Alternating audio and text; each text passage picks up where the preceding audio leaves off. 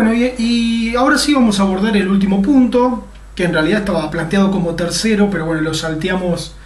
por el abordaje artístico de de la representación maoísta y el arte de la película en base a Godard. Y vamos a hablar un poco de, si se quiere, una especie de crítica que Godard, si se quiere, no, una crítica que Godard lleva a cabo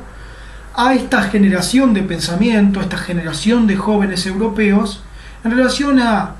los modos de desarrollo de la teoría política y los modos de sostenimiento a posterior de las acciones de esa ideología y de lo que serían las formas de gobierno, del ejercicio del poder. Ahí aparece una escena muy paradigmática, en realidad dos. Una es cuando el joven compañero es expulsado porque no quiere adherirse a lo que es la metodología violenta que va a tomar el grupo. Y la otra es la escena más paradigmática, personalmente creo que la mejor escena de la película, que es la del tren, que de alguna forma, si pudieron notar, homenajea algunas de las películas de Hitchcock, donde el tren es el lugar de revelación dialéctica de lo que ocurre en el campo de las acciones, ¿no? Bueno, acá también hay como una especie de gran resolución o revelación en materia dialéctica entre la charla del profesor con la estudiante sobre lo que se propone en el resto de los discursos de la película, de las acciones de la película y de las acciones planteadas a futuro. Bueno, lo que se plantea en la crítica, se entiende que el profesor un poco habla en relación a cómo hablaría Godard, cómo le hablaría Godard a estos jóvenes, es sobre una cuestión fundamental que que particularmente creo que se confundió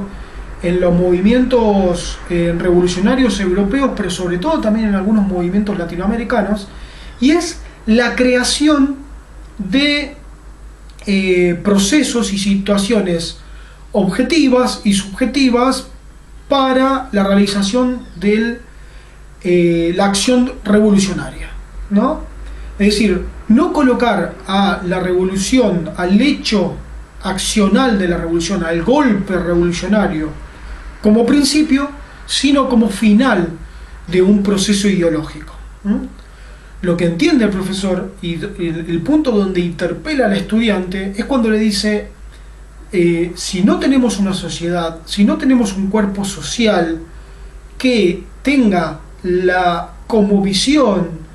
que tenga incorporada la visión paradigmática revolucionaria, hacer un golpe revolucionario, hacer acciones revolucionarias, nunca va a lograr la articulación social, el consenso social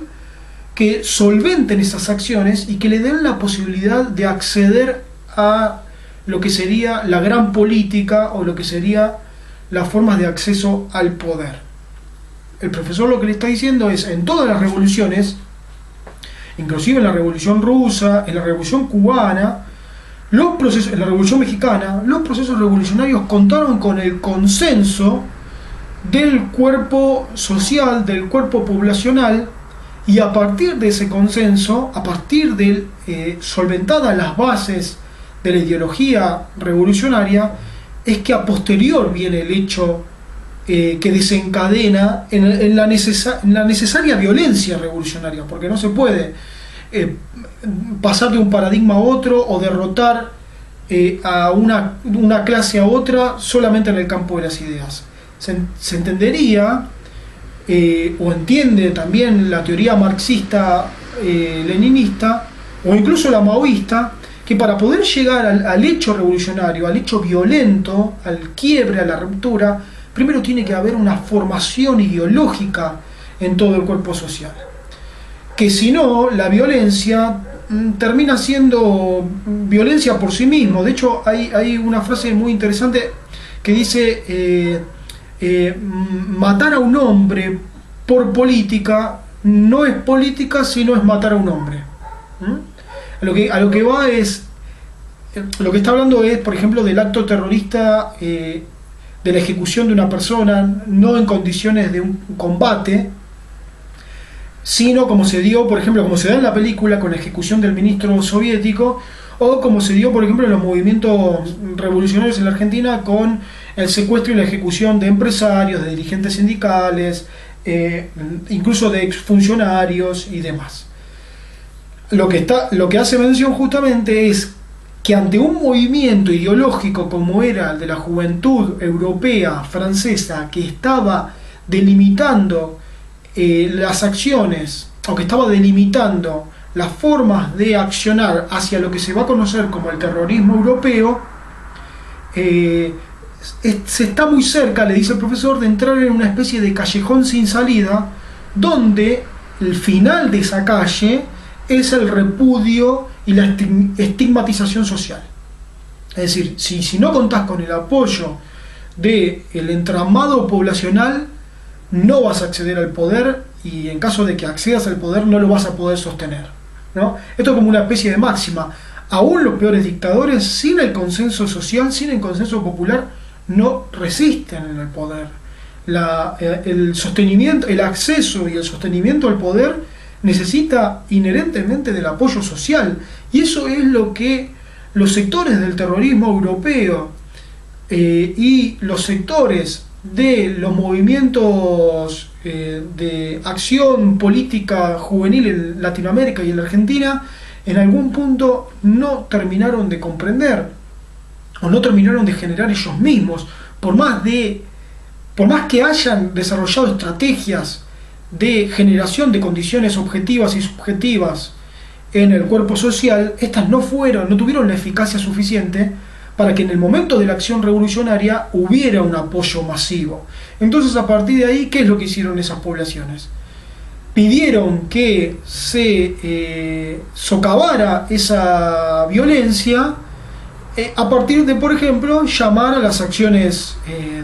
militares, ¿no? Al pedido de intermediación del ejército. No con esto estamos cuestionando la acción militar, nada más lejano de lo real. Lo que estamos tratando es de tejer de alguna manera un camino lógico de ciertas equivocaciones, errores, desidias o irresponsabilidades de estas células u organismos de acción política de la década del 60 y 70, y la falta de integración también del cuerpo social con esas preocupaciones políticas de estos jóvenes, y las consecuencias que terminaron recurriendo o terminaron de alguna forma, no quisiera decir legalizando, pero sí terminaron justificando las acciones militares que las reprimieron. Después, obviamente, entendemos que, por ejemplo, en la dictadura argentina esto pasó ya no a una represión de una acción inicial de las organizaciones del ERP o Montoneros, sino directamente a una sistematización del terror totalmente atroz, genocida. Eso es otra cosa, ¿no? Lo que estamos diciendo es, en algún punto, tratando de tejer un camino lógico que el profesor le advierte a la joven que van camino a recorrer si no permiten que la idea de la acción revolucionaria madure en la cosmovisión del cuerpo social, en el paradigma de pensamiento de la opinión pública, ¿no? Esto es lo importante, y es donde se orienta principalmente la crítica principal de Godard hacia lo que viene a ser y lo que fue el terrorismo europeo, el terrorismo francés o el terrorismo europeo en una etapa posterior del Mayo francés. Ahora vamos a tratar de realizar una especie de crítica a Godard. Así como Godard critica a estos movimientos y a estos modus operandi, nosotros vamos a criticar un poco a Godard. Y es en relación a que, en base a una especie de satirización y un estilo, si se quiere, juvenil que tiene la película, de un estilo que de alguna forma los personajes son funcionales a la forma revulsiva de la película, donde todo es exagerado, donde todo es satirizado, dramatizado de una forma extrema en la cual no puede ser tomado en serio. Sucede lo que decimos es una especie de simplificación de Godard. Es decir, Godard simplifica de una manera brutal lo que fueron realmente esas células. Y esta célula de estos 5 o 4 jóvenes, aparece como una gran banalización simplista de lo que fueron organizaciones mucho más estructuradas, maduradas y con un pensamiento muchísimo más profundo que alguna de estas prerrogativas que hacen estos jóvenes hablando a cámara o discutiendo entre ellos, ¿no? Es decir, aparece de modo tan simplistamente folletinesco planteado esto, de una forma tan directa y con una duración de la película, porque la película dura una hora y media, y particularmente creo que para plantear estas cuestiones y la profundidad del funcionamiento de una célula en este contexto no alcanza con el grado de profundidad que desarrolla la película de Godard. En ese caso yo, por ejemplo, les recomiendo una película que se llama RAF, Facción del Ejército Rojo, RAF, Facción del Ejército Rojo, una película alemana de un director que se llama Uli Edel. Después igualmente se lo voy a pasar en el grupo, donde verdaderamente con una duración, una película que dura casi 3 horas, pero nos permite comprender toda la estructura y dimensión de lo que era una guerrilla que llevó a cabo actos terroristas en plena Europa, en pleno Alemania. Bueno, yo creo que el estilo de Godard, al servicio de la política y al servicio de un hecho que tuvo consecuencias muy importantes dentro de Europa y muy graves en relación a los personajes que interactuaron con esos procesos, sobre todo en Latinoamérica, quiero decir, me parece que el tratamiento es demasiado, el estilo de Godard y el estilo que hereda de su propia forma de hacer cine de películas anteriores, es demasiado liviano en cuanto a una forma más revulsiva, juvenil y despreocupada, que no le permite abordar la cuestión política con la gravidez que debería ser abordada, sobre todo hablando de una organización tan compleja como es una organización o una célula guerrillera en plena sociedad capitalista europea.